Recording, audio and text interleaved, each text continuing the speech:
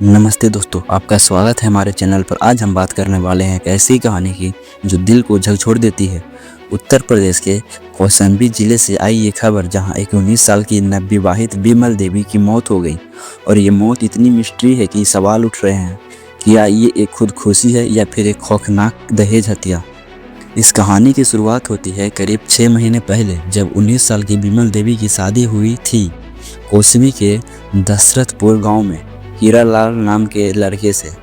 शादी तो हो गई, लेकिन क्या बिमल को ये उम्मीद थी कि उसकी नई जिंदगी इतनी जल्दी इतनी दर्दनाक मोड़ ले लेगी।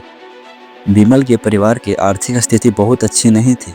मायके वाले बताते हैं कि शादी के वक्त उन्होंने अपनी हैसियत के हिसाब से दहेज दिया था, लेकिन ससुराल वालों की लालच की भूख शायद कभी शांत नहीं हुई। शादी के कुछ ही समय बाद बिमल के पति हीरालाल, ससुर किशोरीलाल, सास और देवर राहुल सब मिलकर उसे दहेज के लिए तंग करने लगे। सोचिए, एक लड़की जो अपने नए घर में खुशियां ढूंढने आई थी, उसे उस दिन ताने सुनने पड़ते हैं। पैसे की, सोने की मांग की जाती थी। अगर वे माना करती तो मारपीट और गालियाँ। बिमला ने कई बार अपने मायके फोन करके रो रो कर बताया, लेकिन परिवार ने समझाया कि ये सब थोड़ा एडजस्ट कर लो, नई शादी हुई है। हाल ही में दीपावली का मौका था, बिमला अपने मायके गई थी। वहाँ वे थोड़ी सुकून महसूस कर रही थी, लेकिन ये सुकून चंद दिनों का था। 22 अक्टूबर की रात जब वो सो रहे थे, तब पति हीरालाल अचानक उसके मायके पहुँच गया। और मायके वाले बताते हैं कि बिमला जाने को तैयार नहीं थी। वे रो रही थी, लेकिन हीरालाल ने धमकी दी, जबरदस्ती की और उसे अपने साथ ले गया।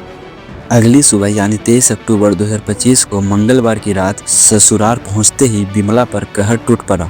आरोप है कि पति, ससुर, सास और देवर ने मिलकर उसे इतना बेरहमी से पीटा, इतनी बुरी तरह से मारा कि उसकी जान चली गई। जब बिमला की जान चली गई तो ससुर वालों ने एक खौफनाक साजिश रची। उन्होंने सोचा कि इसे खुदकुशी का रूप दे देते हैं, इसलिए बिमला के शव को फांसी के फंदे पर लटका दिया गया, ताकि दुनिया को लगे कि उसने खुदकुशी कर ली।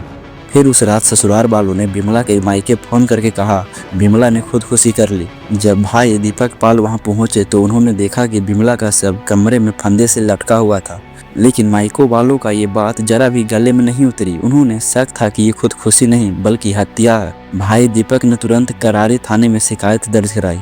पुलिस एक्टिव हुई और आईपीसी की धारा 304B दहेज हत्या, 498 ये दहेज उत्पीड़न और 34 के तहत पति हीरालाल, ससुर केसरीलाल और सास देवर और राहुल के खिलाफ मुकदमा दर्ज कर लिया गया। पुलिस ने सबको कब्जे में लेकर पोस्टमार्टम के लिए भेज दिया। अब सबसे बड़ा सवाल ये है कि ये खुदकुशी है या हत्या। ये पोस्टमार्टम रिपोर्ट ही बताएगी। अगर रिपोर्ट में मारपीट के निशान या जहर के सबूत मिले तो ये दहेज हत्या का केस और मजबूत हो जाएगा। लेकिन आपको बता दूं कि इस घटना के बाद चारों आरोपी पति, ससुर, सास और देवर घर छोड़कर फरार हैं। पुलिस की टीमें संगठित हो गई है और उनकी तलाश जारी है। डीएसपी स्तर के अधिकारियों ने आश्वासन दिया है कि निष्पक्ष जांच होगी।